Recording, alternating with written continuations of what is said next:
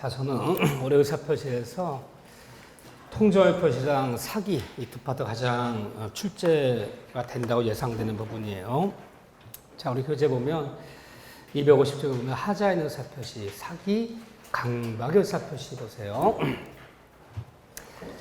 남에게 사기나 강박다 의사표시는 110조 1lang에 보면 취소할 수 있다. 누굴 보호하기 위해서? 말한 표의자를 보호하기 위해서 이 규정을 두고 있죠. 취소할 수 있다. 2항에 보면 제3자의 사기 강박이 나오죠. 제3자의 사기 강박은 거래 상대방이 그 사실을 알거나 알 수 있었을 때 한해서만 취소할 수 있다. 누굴 보호하기 위해서? 그러면 상대방 보호해요. 상대방의 선이 무과시하면 취소하지 말라는 거잖아요. 상대방 보호제도죠, 이게요. 사망에 보면 그렇지만 이 사기 취소는 선의의 제3자에게는 이 취소를 대항하지 못한다. 선의 3자 보호 규정이 있죠. 이건 3자 보호 규정이죠. 그러면 이 법정을 보면 사기 강박은 말한 표의자도 보호하고 때에 따라 상대방도 보호하고 3자도 보호하고 세 명 다 보호하는 규정이 있어요. 이렇게요. 사기 강박에서는 의외로 시험 문제 우리가 잘 묻는 것 중에 하나가 어디냐면 우리 교재로 따지면 252쪽 먼저 252쪽에 3번 동그라미 3번 별표 치셔야죠. 사기 강박과 불법행위 난 소명 책임 요거 조심하셔야 돼요. 다시 한번 볼게요.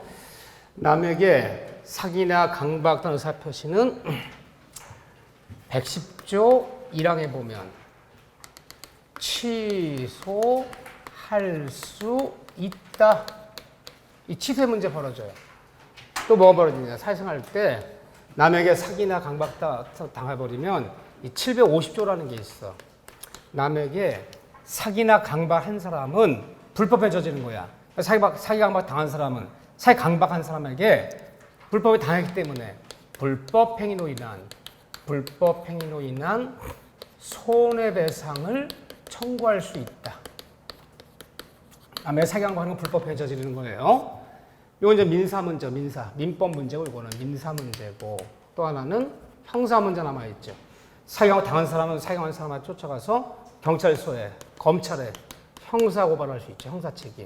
뭐 강요죄, 협박죄, 사기치록 이 세 가지 범위로 벌어지는데 사기 강박당한 사람은 이 세 가지를 동시에 모두 행사하는 거 되는 거다? 안 되는 거다? 되는 거예요. 모두 행사할 수 있어요. 그 시험 문제가 사기 강박당한 의사표를 취소하고 그리고 사기 강박한 사람한테 손해배상 묻고 그리고 그 다음날 형사고발을 할 수 있다 없다? 있다. 셋 다 행사도 돼요. 근데 셋 다 행사 되지만 아무거나 하나만 행사해야 돼요. 하나. 뭐 1번 하나 또는 뭐 2번 하나 3번 하나 셋 중에 하나만 행사하는 것도 되는 거 안 되는 거예요? 되는 거예요. 시험을 내볼게요. 사기 강박단 의사표시를 취소하지 않고 근데 취소는 안 해요. 취소하지 않고 1번 묻지 않고 2번만 취소하지는 않고 불법 행위로 인한 손해배상만 청구하는 것도 되는 거예요? 안 되는 거예요? 되는 거예요. 되는 거 맞아요? 맞는 질문이에요. 이번에는 사기 강박단 의사표시를 취소하고 그리고 불법 행위나 손해배상 불법 행위에서 손해 청구하는 거 한마디로 얘기하면 번호 얘기하면 1번과 2번 동시에 묻는 거. 근데 형사고발은 안 했어. 이건 안 했어. 되는 거예요? 안 되는 거예요? 되는 거예요. 이것도 맞고 이것도 맞아요. 근데 시험 문제가 만약에 여기는 2번이고 3번 보면요. 사기 강박단 의사표시를 취소하여야만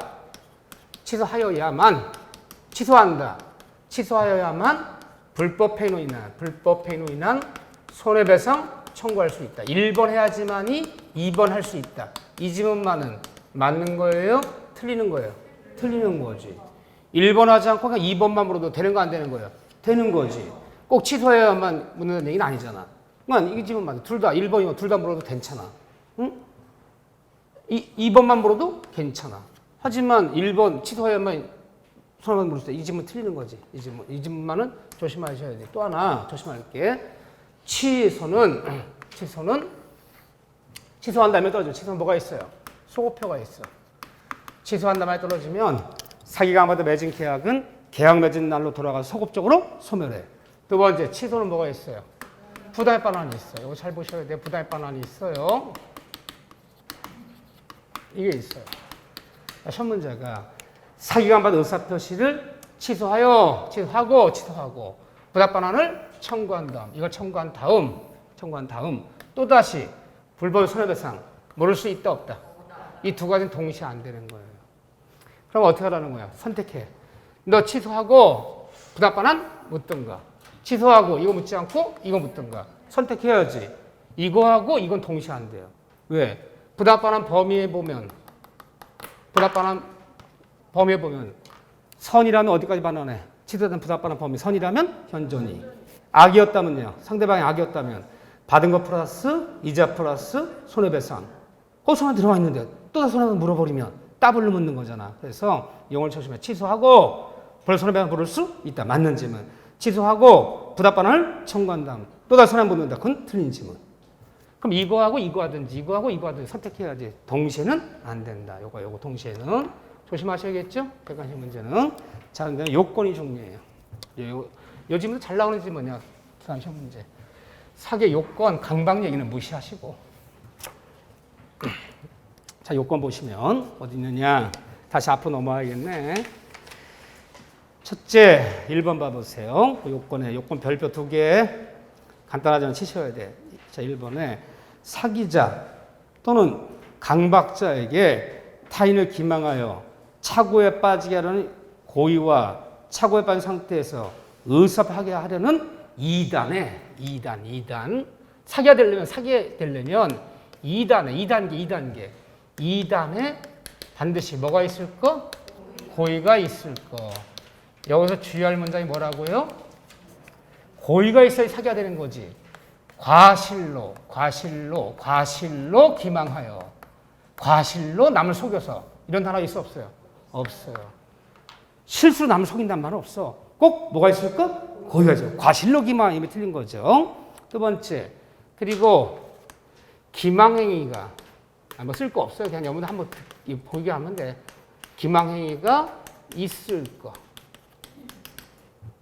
남을 속이는 행위가 있을 거. 근데 기망이라는 것은 꼭 적극적이 아니어도 때에 따라서는 부작위, 아무것도 하지 않는 부작위다. 부작위, 침묵.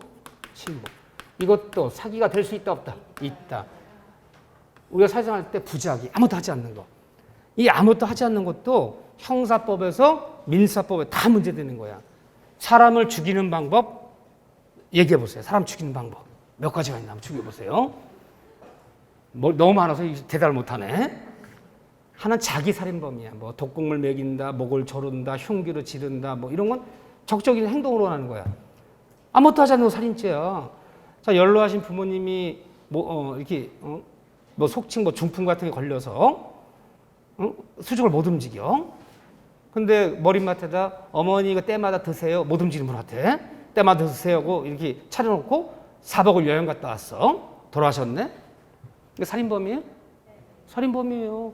젖먹이 아이가 있는데 젖을 안 먹였어. 일주일 안 먹였어. 애가 죽었네? 그 살인범이야.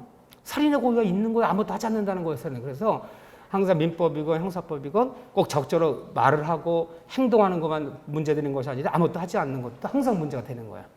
침묵도 사기될 수 있다. 다만 침묵이 사기가 되려면 무슨 말이 나와야 된다? 반드시 고지의무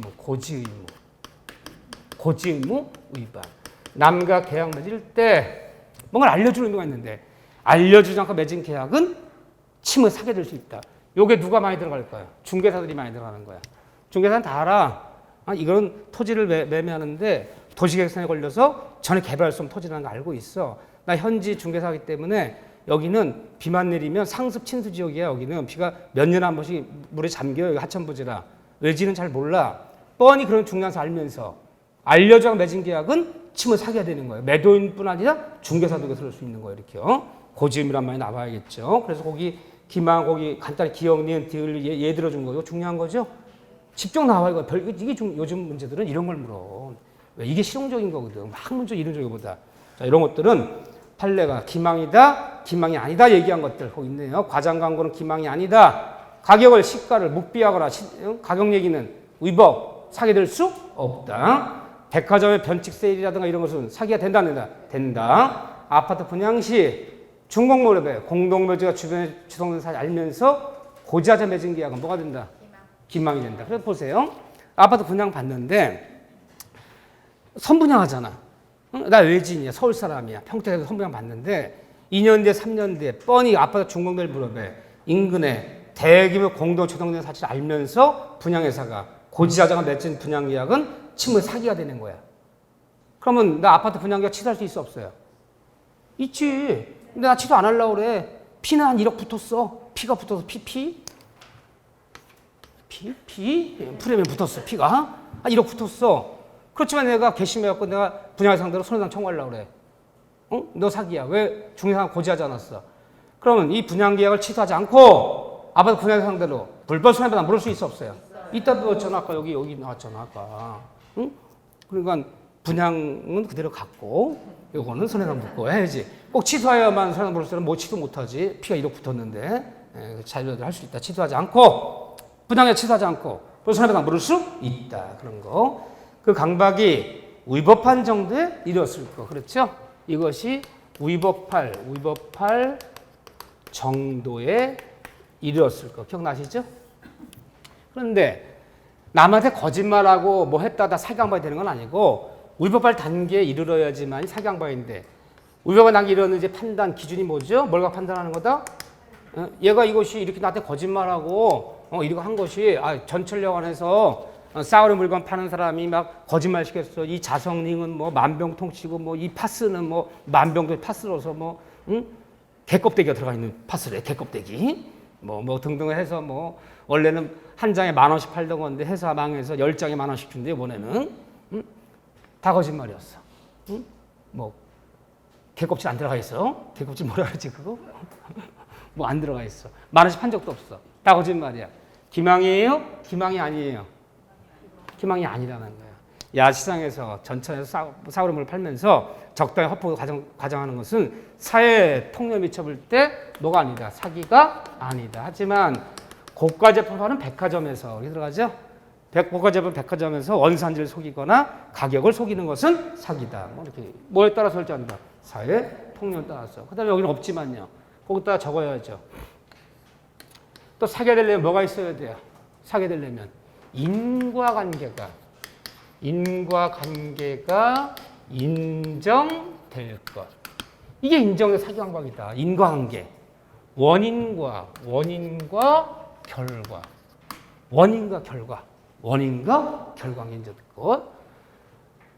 이게 인정이 안 되면 사기가 될 수 없는데 이때 인과관계는 주관적이어야 돼요? 객관적이어야 돼요? 주관적이면 되는 거예요. 여기 족하지 되는 것이지. 이 인과관계가 객관적이까지 요하지는 않는다. 같은 치도지만 요게 착오랑 다른 점이야. 착오에 치도하려면요. 중요해야 돼. 중요해지려면요. 주관적 요건 플러스 그러니까 두 가지가 인정돼야 돼. 그걸 내 자신이 치도 주관권자 두 가지를 입증해내야 돼. 근데 사기는 뭐만 인정되면 된다. 내 자신만 인정되면 돼. 내 자신. 남들은 사기당하겠네. 남들을 비교할 필요가 없어요. 내가 보이스피싱 당해서 보이스피싱. 응? 여보세요? 있잖아. 여보세요? 그 특유의 발음 여보세요? 당신의 금융계좌가 범죄 이용돼서 금융계좌 3가지가 범죄 이용돼갖고 지금 검찰 추적을 받고 있는데 근데 내가 왜 어이가 없어요? 조금? 계좌가 나 2개밖에 없는데 3개래 자꾸 3개래. 응? 어쨌든 현금 500만 원을 전철역 어디 물품 보관을 갖다 넣으래요. 갖다 넣어놨어요. 보이스피싱 당했어. 남들 웃었잖아 지금. 남들 웃을 일이야. 남들이 과연 보이스피싱 당하겠느냐? 그건 논할 필요 없어. 내 자신 당했다면 당한 거야. 남들은 웃을 일이야. 내 자신만 비교하면 되는 거지. 남들은 비교할 필요 없다. 이런 게 되는 거지. 하지만 5번째는 손해 발생 여부는 사기의 취소. 사기의 강발 취소 요건이다. 요건이 아니다. 요건이 아니라 표현하는 거야. 그래서 사기 당한 사람이 강박과 계약 맺은 사람이 손해가 났느냐 여부는 논할 필요 없어. 내 비록 사기강박다 계약 맺었지만 손해난 것은 없어. 손해난 것이 없더라도 취소할 수 있어 없어요? 있어요. 착오는 뭐가 있어야지? 경제적 불이익이 따르는 게 뭐야? 손해가 발생했어야 돼. 내 손해가 발생하지 않았다면 종료분이 아니야. 손해가 발생했어야 경제적 불이익이 있어야 종료분이 취소할 수 있어. 사기강박은요. 손해 발생 여부는 논할 필요 없다.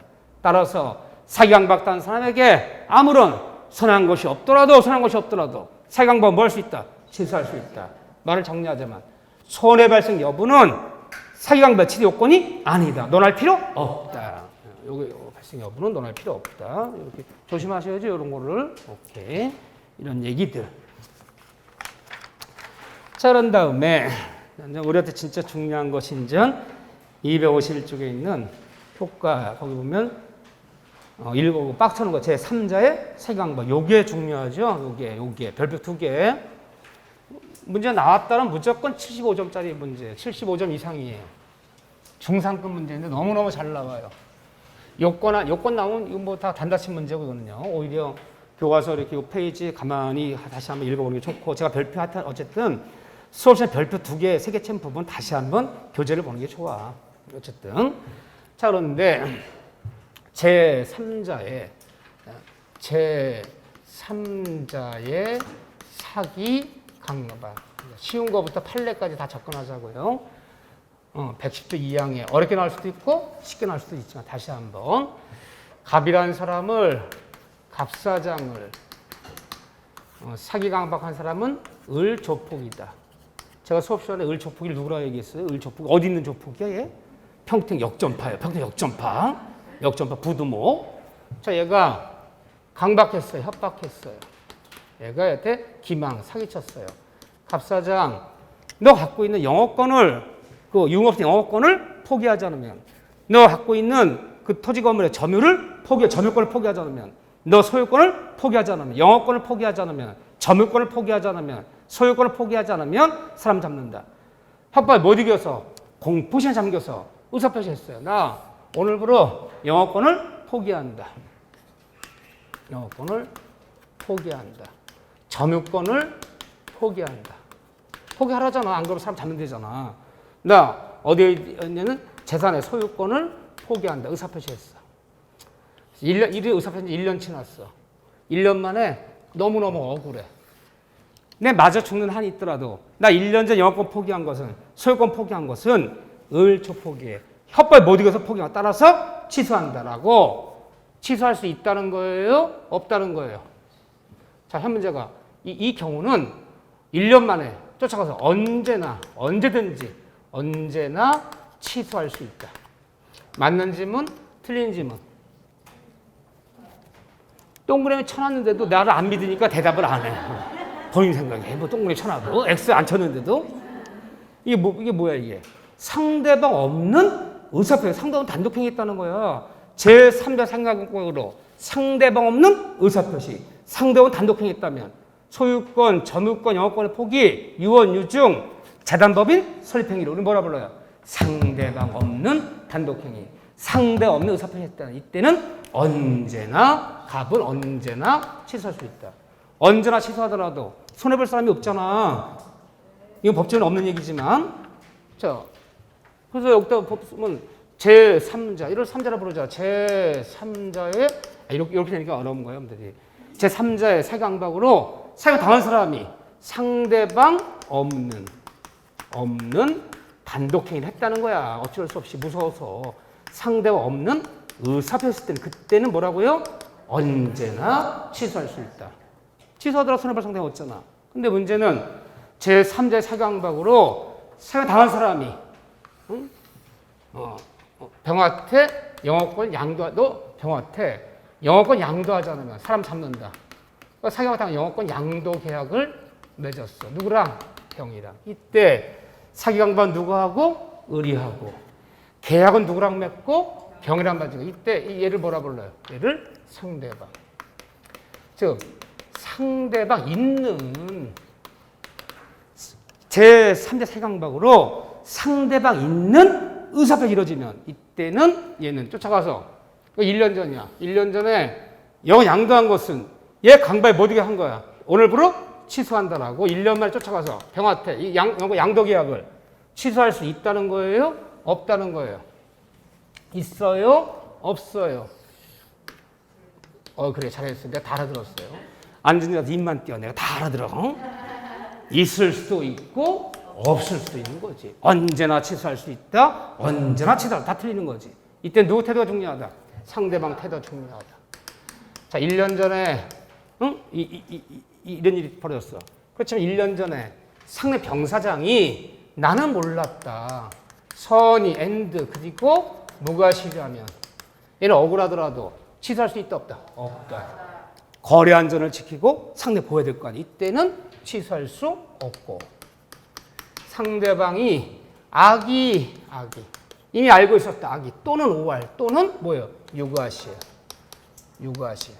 이때는 뭐 할 수 있고 취소할 수 있고 그렇죠? 뭐 나눠지는 거죠. 이때는. 그런데 제3자의 사경방으로 사경방에 단 갑사장이 병과 계약 맺었어요. 그랬을 때 상대방 병에 선이 무과실은 뭐 해준다? 추정해 주는 거야. 추정. 얘는 추정해 줘. 가만히 있으면 돼. 그럼 이 모든 거에 대한 입증 책임은 누가 져야 되는 거야? 갑이 져요. 판사님, 제가요 1년 전에 평택 역전파 부두목 을조포 협박에 못 이겨서 어쩔 수 없이 영업과 헐갑의 양도와 계약 맺은 것은 강박대 맺은 경우 따라서 취소란 판결 갑니다. 판사 됐던 걸 입증하세요. 뭘요? 뭘 그랬어? 뭘? 갑자기 뭘 입증하라고 그러는 거야? 뭐라는 판사가 저기 상대방의 악의 또는 유과시 입증 이렇게 알려줘요? 안 알려줘요? 다 아시는구나. 친절한 판사도 안 알려줘요. 이 둘 중 하나 입증해야 돼. 그래야지 취소할 수 있는 거야. 그냥 가만히 입만 닫고 있으면 돼. 상선이 뭐하시는 추천해준다. 그래서 얘가 악의 입증했어. 얘가 얘한테 시켰어. 을초폭이 너 얘 협박해서 영업가만에 헐갑에 양도 시켜주면 돼. 1억 줘. 1억 줬어. 1억 준 거 입증했어. 악의 입증했어. 악의 입증하면 뭐 할 수 있는 거야? 이건 입증해냈어. 얘가. 악의 내지는 유가 입증해냈어. 그럼 뭐 할 수 있어요? 취소할 수 있어. 그런데 얘가 이 영업권을 다시 다시 얘는 악의 내지 유가실이야. 다시 정한테 넘겨버렸어. 또 얘한테 1억의 영업권 양도받은 거를 5억 받고 넘겨버렸어. 현재 얘가 영업 이어가고 있어. 5억이 5억에 넘겨버렸어. 6개월 만에. 자, 얘는 선이래요. 이런 거 전혀 모르고 또 양도받았대. 그럼 얘가 상대방 병이 악이 또는 유가시여서 취소할 수 있는데 한 달이 건너면 또 얘를 뭐라 불러요? 정을. 얘를 뭐라 불러요? 제3자. 얘도 3자. 의사표시한 사람은 2명밖에 없어. 너와 내 당사자님은 다 3자야. 3자 또 뭐래? 선이래네. 얘한테 비록 상대방이 악인의 유가시로 취소할 수 있더라도 이 취소를 가지고 한 달이 못 넘으면 사람이 또 선의 3자라 얘한테 취소를 주장할 수 있어요? 없어요? 없지. 얘까지 나올 수도 있지. 복잡하게 나오면. 그렇죠? 일단 3자 사기강박에서 상대방 병이 악인의 유가시라면 취소할 수 있더라도 한 달이 또 건넌 정이 선이라면 선의의 3자인데 취소를 뭐 하지 못한다? 대응하지 못한다. 선의 3자 보기죠. 또 있네요. 여기도. 그렇죠? 오케이. 요 정도 나올 수 있죠. 요까지만 나와도 이게 6점짜리 문제야. 그런데 여기 이제 판례를 집어넣을게요. 거기 있는 판례들이죠. 맨날 나오는 판례가 이거죠. 뭐. 자, 요 얘기인데 이때 상대방이 이름이 병사장인데 사기강박한 애가 누구냐? 상대방 병에 대리인이야, 대리인. 대리인 쫓아가서 너 병사장한테 헐갑에 넘기지 않으면 사람 잡을 줄 알아. 라고 상대방 대리인의 강박 못 이겨서 계약 썼어. 도장 찍었어. 그러면 효과는 누가 받는 거예요? 행위는 대리인이 했을 적에 효과는 누가 받아? 병이 영업하는 거지, 병이. 영업 넘어갔어. 자, 1년 만에 쫓아가서 야, 병아. 내 1년 전 너한테 영업권 넘긴 것은 네 대리인의 협박에 못 넘긴 거 따라서 취소한다. 취소하려고 봤더니 얘가 깜짝 놀라면서 나는 몰랐대. 대리권 준 건 사실이지만 난 몰랐다. 병이 선이 그리고 무과실이 돼요. 자, 이때도 취소할 수 있는 거예요, 없는 거예요? 있는 거예요. 이때는 상대방의 대리인의 사기강박이라면 상대방이 본인이자 대금 중 본인이 선이 무과실 여부 관계없이 이때는 언제나 뭐 할 수 있다? 취소할 수 있다. 본인이 선이라 보호받는 거? 아니다. 아니다. 여기까지 좋아. 여기 사례문제 나와요. 시험 문제가 상대방 대리인이 강박하고 효과 내가 받은 거야. 상대방의 대리인은 110조 이항에서 말하는 이게 헷갈려. 이 상대 대리인은 110조 이항에서 말하는 제3자의 대리인 3자에 해당한다, 해당하지 않는다. 해당하지 않는다라 표현해요. 이게 너무 어려워. 해당하지 않는다. 말 정리하셔야 돼. 그러니까 해당하지 않기 때문에 이때는 언제나 취소할 수 있다. 그런데 두 번째 또 묻는 게 상대 병사장의 을이 누구냐? 을이 피용인이에요. 피용인. 고용인, 피용인. 응? 월급 받고 일하는 부하 직원이야. 월급 받고 일하는 부하 직원이 협박했어. 협박해서 병사장과 납품계약 맺었어. 너 병사장과 납품계약 맺지 않으면 사람 잡을 줄 알아. 그래서 그냥 마스크 쓰고 들어왔어. 마스크. 요즘 다 마스크 쓰고 다니잖아요. 마스크 들어왔어. 그 여자 납품계약 맺었는데 알고 봤더니 한 달 전에 나를 협박한 게 얘한테 월급 받고 일하는 부하 직원이야. 김 부장이야. 나 네 부하적 김 부장 협박 모델 납품계약 따라서 취소한다. 할 수 있겠느냐? 없겠느냐?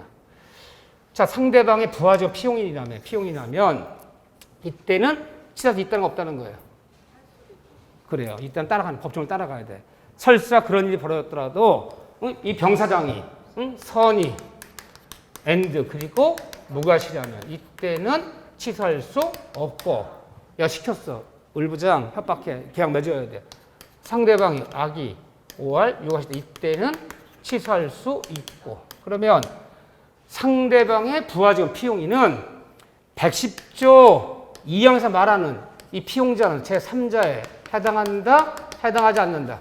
해당하기 때문에 이 법정을 적용받는 거야. 법정을 적용하기 때문에 상대방의 선의 무과실이라면 취소할 수 없고 상대방의 악의 내지 유과실 때는 취소. 이거 따라가야 되는 거야. 근데 대리인은 3자에 해당되지 않기 때문에 이 법정을 적용받지 않는 거야. 근데 말표를 이렇게 하잖아. 대리인은 3자에 해당한다, 안 한다? 해당하지 않으나. 상대방의 피용인 부하 직원은 3자에 해당한다, 안 된다? 해당된다라 표현한다는 거. 그래서 이걸 나눠야 된다는 거. 이해되시죠? 네. 이게 은근히 헷갈려. 여기 자세히 읽어보셔야 돼. 박스에 자세히 잘해놨어. 너무 복잡하지 않게 잘해놨어. 여기는 잘 나와요. 나오면 75점짜리 이상 문제가 되겠죠. 당연히 할래까지 물어버리면 그 정도 다 주시면 되고 자, 그 다음에 의사표시의 효력 발생 시기 거기 있네요. 111조에 있네요. 252쪽에 1항에 상대방 있는 의사표시는 상대방에게 도달한 때 그 효력이 생긴다. 도달 시에 그 효력이 발생한다. 도달주의를 택하고 있다.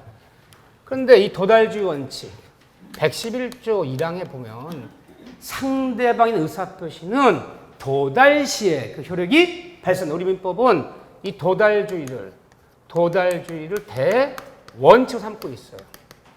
그런데 도달 시에 그 효력이 발생한다. 이 도달주의 원칙은 그렇지만 이 규정은 임의규정, 강행규정, 임의정이에요. 달리 정한 바가 있다면 정한 대로 발생하고 아무것도 정한 바가 없을 때는 도달 시에 효력이 있다.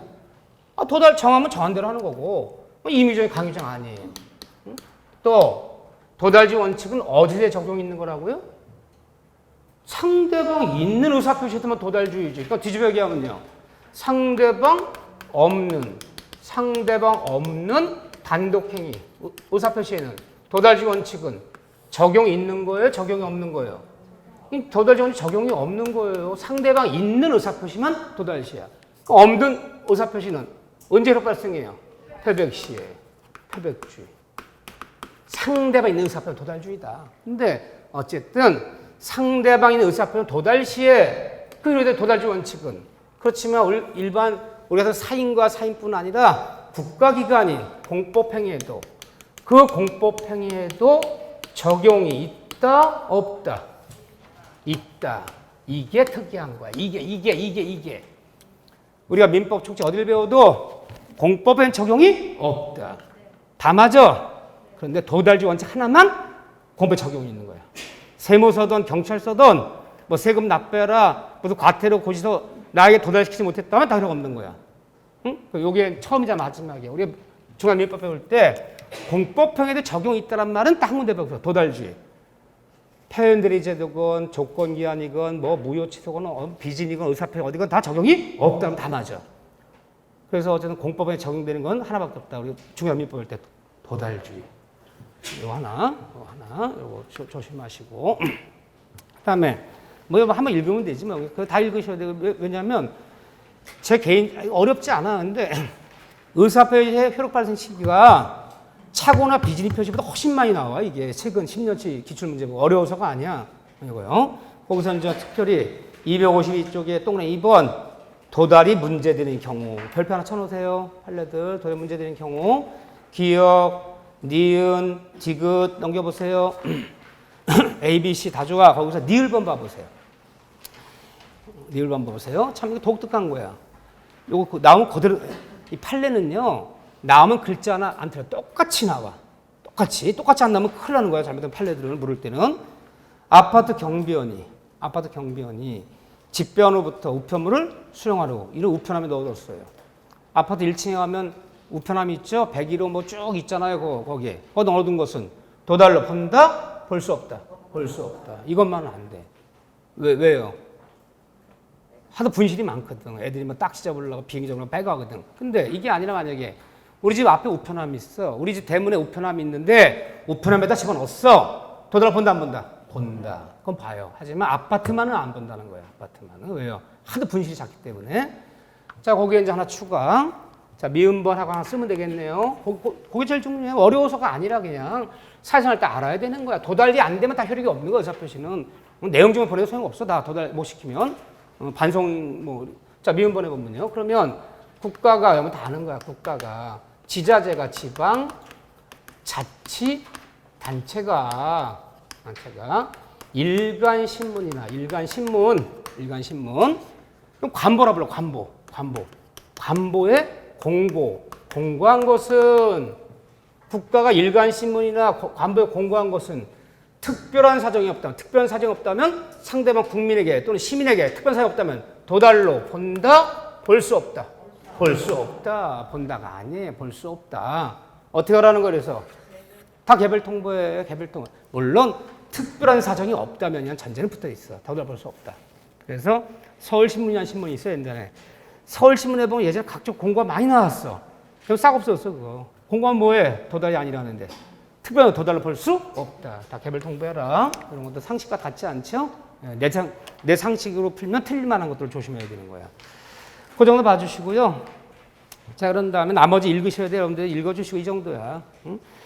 거기 253점 맨 3번에 의사표시의 수령 능력. 그거 하나 체크. 수령 능력. 의사표시의 수령 능력. 요즘은 이런 것들이 중요해요. 이 이제 수령 무능력자 제도라는 게 있어요. 그러면 수령 능력이 있다, 수령 능력이 없다. 수령 능력이 있느냐, 없느냐. 쉬운 얘기랑 수령 능력이 뭐예요? 의사표 수령 능력. 쉬운 얘기랑 수령 능력이 있는 사람인지 없는 사람인지. 의사 수령 능력이란 타인의 말귀를 알아듣는 능력이야. 사람이 말을 하면 말귀 알아듣느냐. 말귀 알아들으면 수령 능력이 있다래요. 말귀 못 알아들으면 수령 능력이 없다라는 거야. 근데 수령 문화재 제도는 뭐랑 같은 제도냐? 이꼴 제한 능력자와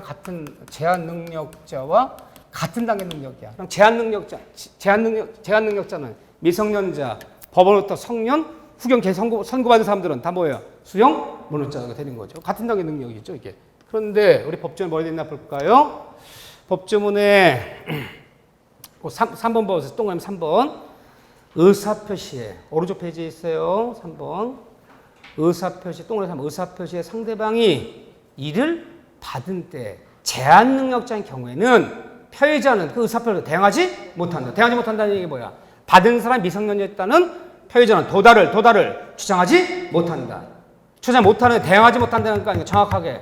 도달을 주장할 수 없지만 미성년자 측에서는 도달을 주장할 수 있다, 없다? 있다. 나는 주장할 수 없잖아, 도달을. 제한 능력자 측에서 도달을 주장하는 건 무방한 거. 못한다. 물론 법정 대리인 도달 안 때는 그러지 않다는 예민이 있지만요. 근데 어제 뭐 때문에 그러냐가 5번이 중요하다는 거야, 5번. 그래서 받은 사람 미성년자 제한 능력자 때는 의사 도달을 주장할 수 없는데 이 제도에 예외가 있단 말이에요. 5번 봐보세요, 5번. 수령 문어체 제도의 예외라는 얘기가 뭐냐? 수령 무능력자 제도에 적용이 없는 거. 적용이 없다는 게 뭐냐면 받은 사람이 미성년자들하고 관계없어. 다 여기 있는 거예요, 그냥. 이 법조문은 안 따라가. 이 법조문 안 따라가요. 이제 뭐가 있을까요? 일단은요. 공시송달. 공시송달이라는 의사표시는 14일만 지나면 상대방이 뭐 한정인지 미성인지 논할 필요 없어. 다 여기 있는 거예요, 이렇게요. 그 다음에 이론적으로 볼 때는요. 상대방 없는 단독행위는 누구한테 발신시키거나 도달시킬 필요가 있어 없어요? 없잖아. 의사표시만 완성되면 서면 작성 끝나면 되는 거잖아. 그러니까 수령 무능력자 제도 받으면 미성년자일 때 수령 무능력자 제도도 상대방이 있는 의사표시라면 이게 있는 거지. 상대 의사표시는 수령 무능력자 제도에 적용이 없다고 그래요. 또 하나는 발신주의 예외 택 발신주의. 바라기만 하면 발신주의는 도달 논할 필요가 없잖아. 이 세 가지에는 수령 무능력자 제도에 적용이 없다. 상대방 미성년자는 뭐 논할 필요 없는 것이다. 거기 있어요. 그런 얘기들이 조금 좀 봐야 될 얘기고. 나머지 조금씩 읽어주시고. 법률행위의 대리 파트야. 뭐 대리야 또 뭐 우리가 펄펄 날르지 뭐. 대리야 뭐 내가 민법총재 가장 자신 있는 부분이 대리다. 뭐 이렇지 않나요? 본인들이 스스로? 그럼 대리가 아니면 어디가 자신 있어요? 웃음의 의미는 야, 인간아 다 자신 없다. 야, 그 뜻이야, 지금.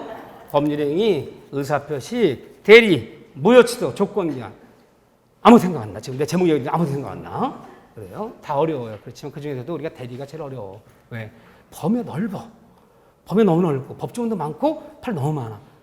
근데 출제 비중은 어쨌든, 대리는 이제 올해 세 문제 잡으셔야 돼. 세 문제. 두 문제도 나오고, 세 문제도 나오는데, 제 생각에 세 문제 나올 것 같아, 올해 대리. 뭐 두 문제 나와도 세 문제 나와도 우리는 알고 있잖아. 어디가 나오는지 알고 있잖아요. 대리권의 범위와 제한이 제일 중요하고, 복대리 중요하고, 현명주의 중요하고, 표현들이 중요하고, 개혁의 목건 5파트야. 이 5파트를 크게 벗어나잖아. 물론 그 사이사이에 뭐 대리의 능력이 어떻고, 대리권 소멸이 어떻고, 이거 조금씩 섞여 있지만, 큰 파트는 5파트다. 그를 처음 듣는 얘기 아니었죠? 우리가 수업시간 맨날 칠판에가 5개 써놓고 했어요. 그 5파트에 집중하시면 되는데, 어디 나오는지 다 알고 있어. 근데 정말 나왔어. 선생님이 여기 꼭 나왔어. 그랬더니 다음은 대리권의 범위와 제한에서 맞는 것은 틀리는 것은 별박 3개 쳐주면 나왔어. 거기가 딱 그대로 문제. 맞아요? 틀려요? 그래요. 그게 우리의 문제점이야. 어디 나오는지 다 알아.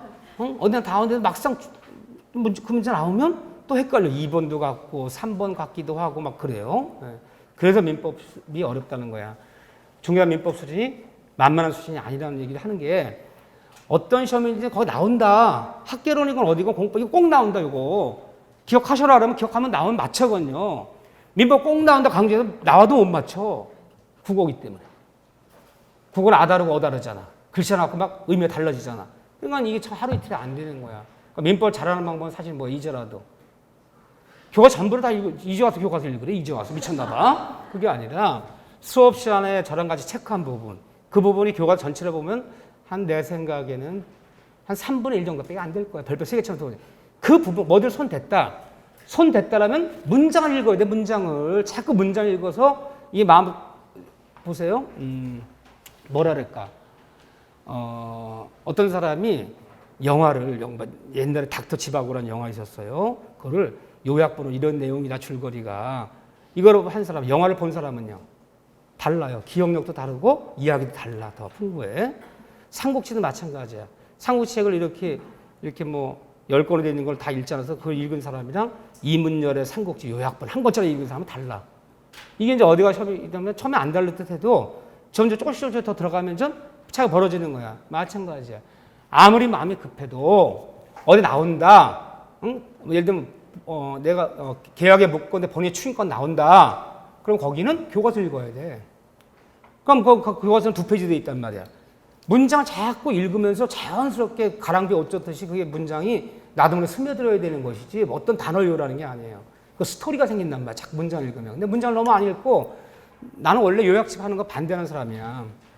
나는 원래가. 근데 모든 출판사가 모든 학원이 다 그 과정을 두고 있으니까 하긴 해. 원래 요약집이 괜찮아요. 뭘 맑게 알아들을 때는.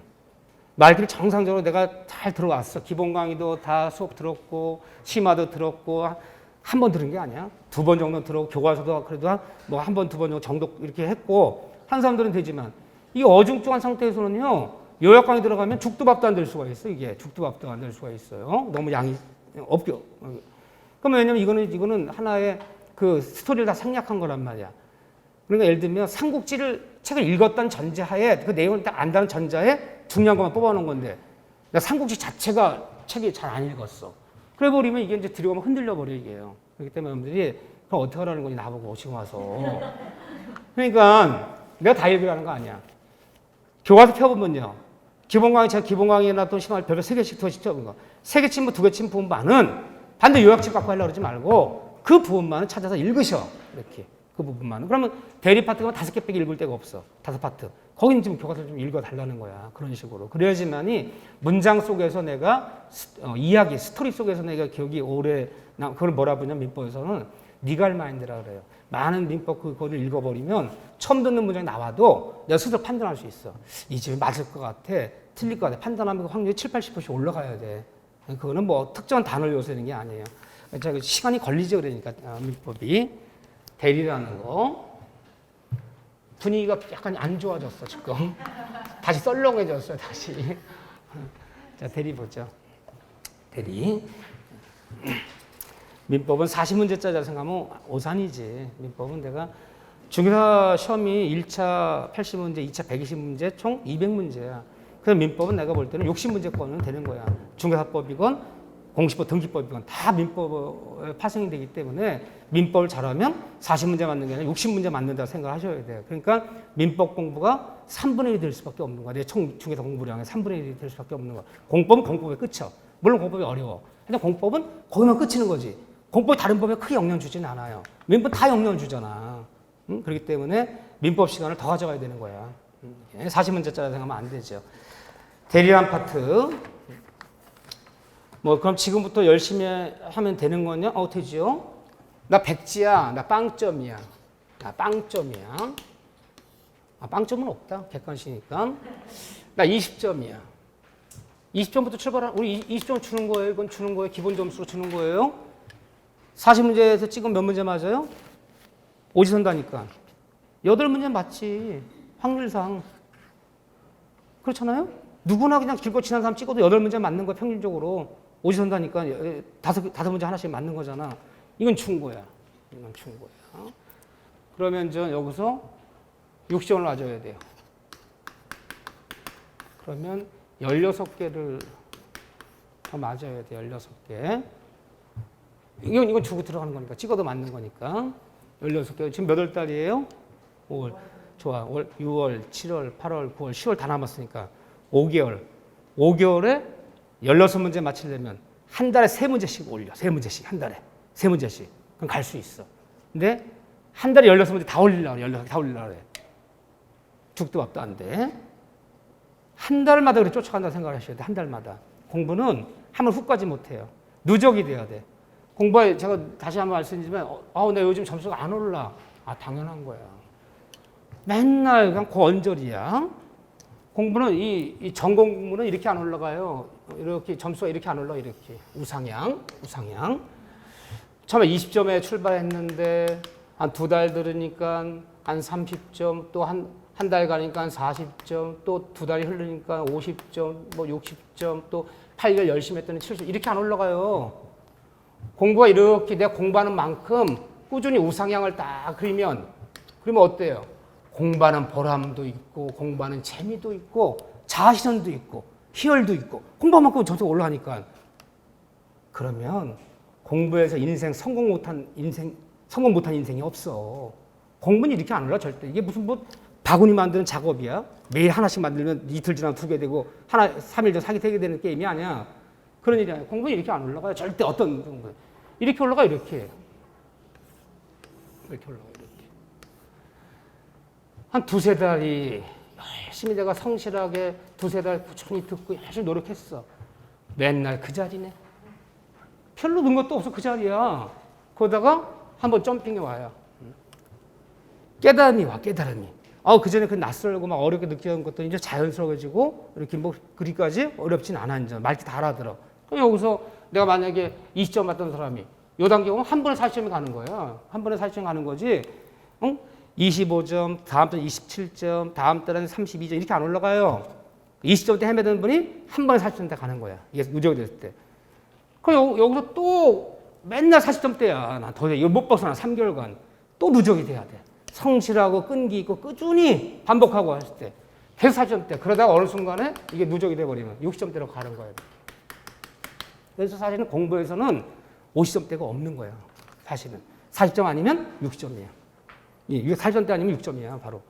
이 점핑을 해야 돼. 이 점핑. 그러니 뭐가 힘들어요?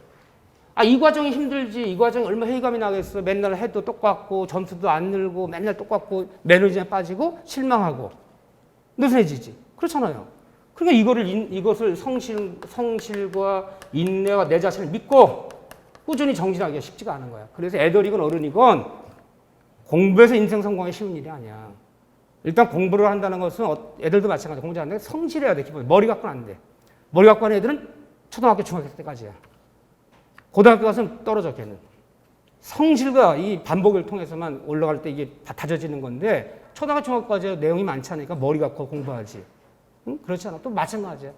우리 친구들도 저도 많았지만 뭐 대학 가서 이렇게 막 사법고시 붙고는 애들 머리 좋은 애들이 아니야. 성실한 애들이 다 붙었어요. 그러면 서울대학교 법대를 갔다. 성실해요? 성실하잖아. 거기 못 가. 아무리 머리 좋아도 전교 1등 애들 서울법대 가고 그 정도 가면 일단 성실 기본이 된 거야. 머리도 괜찮지. 성실 되지. 그러니까 서울법대들이 많이 붙지. 이 성실하셔야 돼. 이 과정, 염지심이 이 과정 나고 있는 거야. 이 과정. 여기 나고 있다고 생각하시면 돼. 여기. 언제까지 한번 점핑할 거냐. 7월 달 정도에서 문제풀이 전까지 한번 내가 다져놓고 7, 8 문제풀이 할 때 한번 점핑하고 9월, 10월에 한번 점핑하자 내가. 지금 거기를 준비하고 있는 과정이다. 라고 생각하시면 돼요. 이렇게요. 자, 보시죠. 자, 대리에서 대리권의 범위. 자, 오른쪽 페이지 보면 256쪽에 거기 보면 쭉 다 봐야지. 이런 거 다 볼 필요 없어. 거기 보면 수권행위 해석이라고 있죠. 별표요. 이거 너무너무 중요한 얘기죠. 별표 3개 치세요. 256쪽에 이거 매매하는 대리권을 받았다면 계약할 차례에서 물론이요. 중도금 장을 수행할 권한도 있고 기한을 연계 조건까지 여기 X가 되어 있는 게 잘못됐어요. 거기 그 첫 번째 1번 봐보세요. 256쪽에 네오박스 친구에서 또는 1번 기억에 매매 계약에 관한 체결 대리권 받은 사람은 계약할 차례에서 물론이요. 계약을 중도 잔금 수령 수동 대리도 있고 기한을 연계 조건은 있어 없어요? 있어. 동그라미 X가 아니라 동그라미야. 대리인들은 기한을 연기할 권한도 있으나 그러나 이미 체결된 매매 계약을 해지하거나 취소하거나 소멸할 권한은 있다 없다? 없다.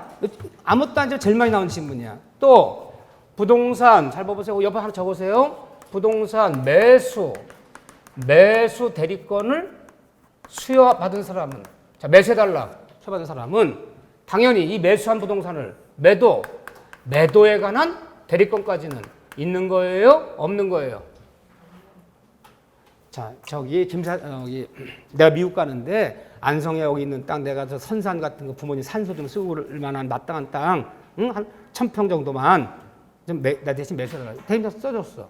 매수 대리권이 있어요. 땅 샀는데 며칠 지나 미국 가겠어. 며칠 지났는데 땅 산 곳이 2배 올랐어. 막 갑자기 그림에 풀면서 미국에 있는 애랑 연락이 안 되네.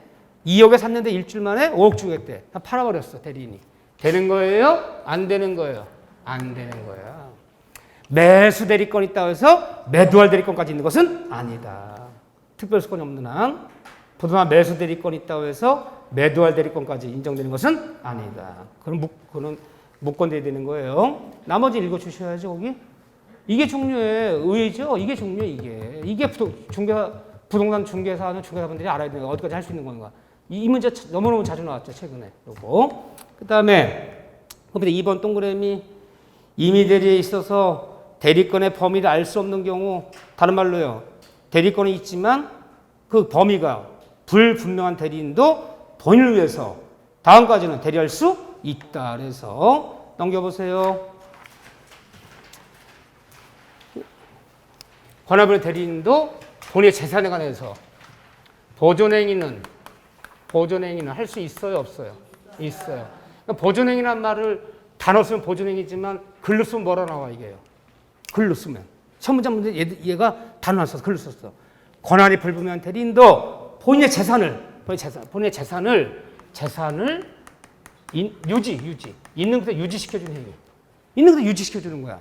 이게 보존행위야. 보존행위 어디까지 할 수 있다? 무제한. 그러면서 거기 박스 쳐놓은 거 있죠. 가옥의 수선행위, 뭐 소멸시 중단하는 거, 채권 추심, 미등기 부동산 같은 이거 별표 쳐놓으세요. 요즘 문제 스타일이 그래. 다음 중 권한이 불분명한 대리인 할 수 있는 고르시오. 딱 쳐놓도록 골라보래. 기존에 이런 거 안 가르쳤어. 요즘은 문제 스타일이 그래요. 할 수 있는 거, 할 수 없는 거 중에서가 알아야 된다는 거야. 무제한 가능하다. 그 다음에 거기 보면 이건 할 수 있지만 이용행위, 계량행위는 할 수 있어요? 할 수 없어요? 권해 불분명한 대리인도 할 수 있어요. 할 수 있는데 이거는 무제한이에요? 제한이 있어요. 있어요. 권리의 성질이 뭐하지 않는 한도? 변하지 않는 한도라는 제한은 있는 거다. 그런데 어쨌든 권해 불분명한 대리인도 보존행위는 무제한 거는 뭐가 보존행위인지는 또 빡쳐놓은 거 눈에 익혀주셔야 돼. 쓰라는 건 아니니까. 쓰라는 건 아니야. 다음 중 권해 불분명한 대리인이 할 수 있는 보존행위에 대해 쓰시오. 쓰래네? 시험장 갔더니 책상 뒤집었고 내가 나와버렸어 그냥. 쓰라는 건 아니지만 눈에 익혀주셔야 돼. 요즘은 오히려 이렇게 너무 학문적 이런 게 아니라 이런 게 나와요. 이런 게. 요거. 자, 그 다음에 그럼 이거 합쳐서 뭐라 불러요? 보존행위와 이용 계량행위 합쳐서 뭐라 불러요? 권한이 불분명한 대리인도 관리행위는 이게 관리행위라고 불러. 같이 부를 때는 관리행위는 일단 뭐하다? 가능하다. 하지만 뭔 안 된다? 처분행위는 안 된다. 뭐가 처분행위냐고 밑에 있어요. 오히려 최근은 이런 데가 중요해요. 이런 데가. 이런 게 실무적인 거거든. 할 수 있는 거, 할 수 없는 거. 저거 다 정확히 알아야 돼. 대리인이 할 수 있는 행위, 하지 못하는 행위. 거기까지. 그 다음에 그 밑에 4번에 대리권 남용. 이 대리권 남용이 마음에 걸려. 대리권 남용은 출제가 굉장히 자주 된 파트가 아니야. 내가 올해 선생생활 29년 하면 대리권 남용이 2번 나왔을 거야. 29년간. 그렇지만 최근은 이런 데가 중요해. 대리권 남용. 하도 이런 일이 많이 벌어서. 제가 조합장들이 조합의 이름으로 대출 받아서 횡령과 배임 도망간 사건. 이런 게 많단 말이에요, 요즘은. 그래서 대리권 남용이 요즘에 많이 문제되는데, 그러면 대리권 남용 별표 하나만 치세요. 대리권 남용. 말뜻 말면 돼요. 대리권 남용. 그건 남용 이론 그래요.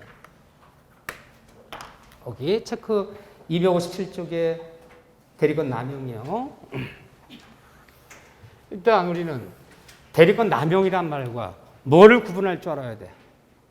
대리권 남용이란 말과 무권대리란 말은 같은 말이요? 다른 말이요? 다른 말이에요. 어디가 틀려요? 그렇죠. 난 글씨가 틀리다 그러는 줄 알았어, 지금요. 무권대리는 대리권도 없는 애가 사고 치는 거야. 대리권 남용은 대리권 있는 애가 사고 치는 거야. 그럼 얘는 대리권 남용은 유권대리야, 유권대리인. 유권대리인이 사고 치는 거고, 얘는 대리권도 없는 무권대리인이 사고 치는 거고. 그렇죠? 여기요. 근데 대리권 남용이 돼버리면, 자, 재건축의 조합장이 조합원들로부터 다 우임장 받아서 다 대리권 있는 애야. 조합장이 나가서 조합의 이름으로 관공서일을 보건 시행사, 시공사일을 보면 조합원들이 직접 효과가 돌아가. 응? 그렇죠? 조합의 이름으로 다 하면. 대리권이 조합장이 대리권 있는 애가, 대리권 이용해서, 정당 대리권 있다는 거 이용해서 횡령하고, 배임하고, 자기 사리사욕, 그 조합 대리인, 자기 자신의 사리, 사욕을 대리권 이용해서 챙겨 먹고, 누구한테 불이익을 끼치고, 본인들에게 뭘 주고요?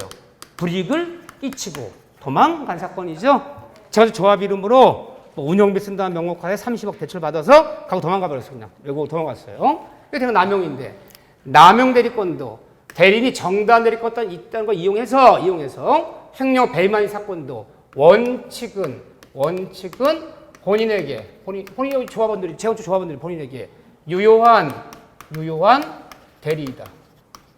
맞는지 틀린지는? 맞는지는요. 따라서 그 3조 횡령한 거 조합원들이 갚아야 된다, 안 갚아야 된다? 갚아줘야 돼. 갚고, 도망간 그 조합장을 뭐 횡령이니 배임이니 뭐 형사 고발하고 뭐 하는 문제는 조원들 문제고 원칙 유효하다. 하지만 판례 여기부터 이제 판례 이론이야. 여기부터 대리가 남용 이론이야 그러는 거야. 여기부터가 이걸 대리가 남용 이론이라고 부르는 거야. 여기부터가 원칙은 다 유효해. 본인들이 책임져야 돼. 책임을 져야 되지만 다만 예외적으로 상대방 그 금융기관이 악의 또는 뭐일 때 유과실 때는 이때는 상대 금융기관이 이미 알았어. 조합장 행위하는 거 알았어. 또 유과실 뭔가 관리관 거 잘못했어. 유과실 때 이때는 우리 판례가 뭘 적용한다? 판례가 107조 단서 비진표시 유추 적용해서 본인들한테는 뭐다? 무효이다. 본인들한테 무효이다. 이렇게 들어가는 거죠? 남용 그러면 107조 단서 유추 본인들한테 무효야. 그렇지만 근데 무효지만 이것도 본인들이 조원들이 뭐 하면 추인하면 유효할 수 있어 없어요? 있어. 우리가 갚아줄게 진행하자. 추인할 수 있어. 그럼 뒤집어 얘기하면요. 남용됐을 때 상대한 금융기관이 나는 몰랐다.